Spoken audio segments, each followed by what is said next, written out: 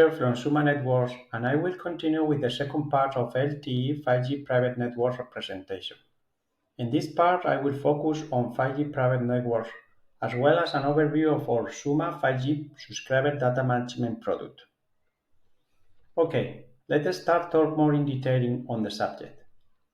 5G private network were technically named non-public network, NPN, by the 3GPP specification. The definition was laid out in Release 16 and refined in the last current Release 17. They can be deployed in two ways: as a standalone networks, either using licensed or unlicensed spectrum, or integrate into another public network. About the first case, it is called a standalone NPN, abbreviated as SNPN, private network, and it is operated by an NPN operator which is different from a public network operator. It is an isolated and private network that does not need to interact with a traditional LTE or 5G public network. However, it is also possible to access public network services, if needed.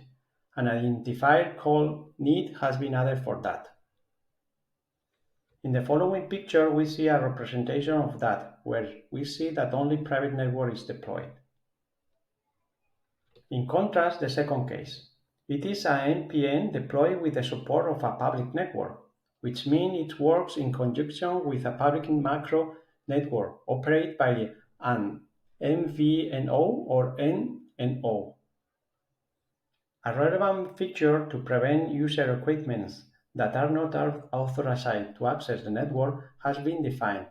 The mechanism is called Closed Access Group, CAG.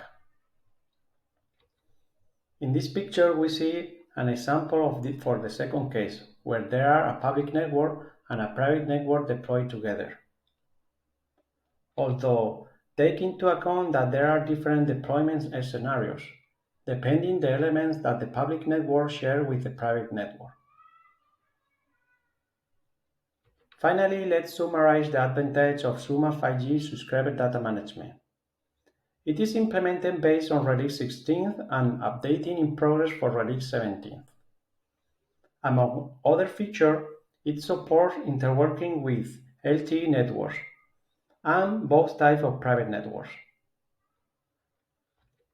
The 5G network functions that includes are AUSF for authentication and UDM and UDR for subscriber data management.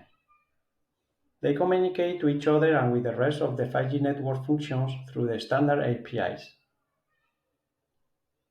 Additionally, Suma 5G subscriber data management can be integrated with Suma HLR, HSS, and AAA by sharing the same database, making it easier to provide subscriber data and enable LTE 5G private networks to have a central SDM for authentication.